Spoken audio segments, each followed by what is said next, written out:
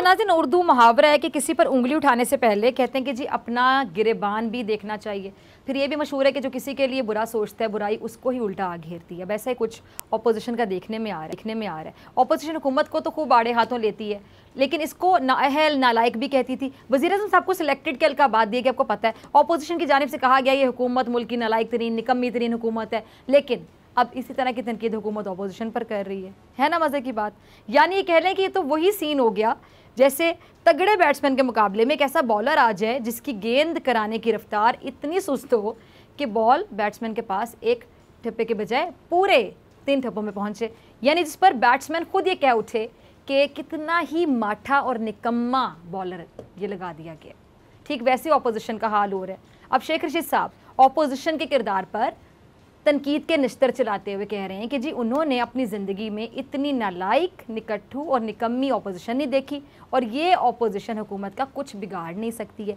शेख साहब ने यहाँ तक कह दिया कि वो ऑपोजिशन को ऑपोजिशन समझते ही नहीं है, यानी इमरान हुकूमत खुशकिस्मत है कि उसके मुकाबले में कोई खड़ा ही नहीं है। और शेख साहब ये समझते हैं कि ऑपोजिशन के अपने इतने मसाइल हैं कि जिसका फ़ायदा इमरान खान को हो रहा है। इसीलिए शेख रशीद साहब इमरान खान साहब को मुकद्दर का सिकंदर करार दे रहे हैं।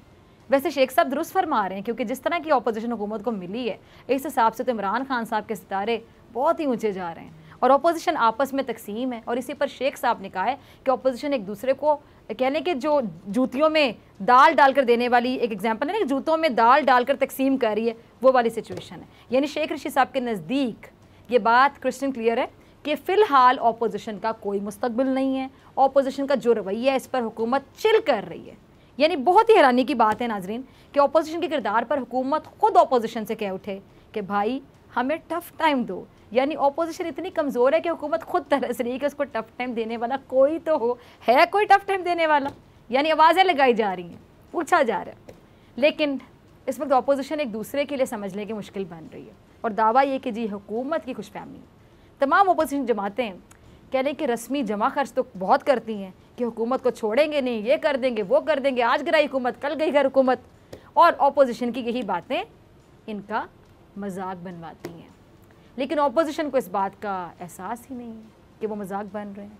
ऑपोजिशन का काम क्या है कि वो अहम इशूज़ पर बात करे, हुकूमत पर तनकीद करे जायज़ वाली, और फिर तनकीद करने के बाद मशवरे भी दें, इस्लाह भी करें कि ये जो मसला है हमने बता दिया, अब इस मसले का हल क्या है, इनके पास जो आइडियाज़ है वो भी दें। मतलब सिर्फ तनकीद तो नहीं ना करनी होती, मसले को हल करना मकसद होता है, उसकी फिर इस्लाह करना मकसद होता है कि इसको कैसे सही किया जाए। अगर हुकूमत आइन के दायरे से बाहर निकले तो उसको बाहर की तरफ धक्का देने की बजाय ऑपोजिशन हुकूमत को पकड़कर दायरे के अंदर वापस लेकर आए, ये काम। और तामीरी ऑपोजिशन ही मुल्क की असल खिदमत होती है। लेकिन कौन कर रहा है खिदमत? खिदमत करना तो बात की बात है ना, पहले ये बात समझे तो सही, ये कोई समझे तो सही, कोई है जो समझ रहा है बात? कौन समझे, कौन इन्हें समझाए? सियासी जमातों के अपने अपने मुफादात, अपने अपने नज़रियात, इन्होंने आप समझ लें कि जो एक अजीबो गरीब सी सिचुएशन है जो कि बिल्कुल ही समझ से बाहर है कि आखिर ये ऑपोजिशन वाले चाहते क्या। मेरे ख्याल से कभी कभी खुद भी हैरान होते होंगे कि हम चाहते क्या हैं।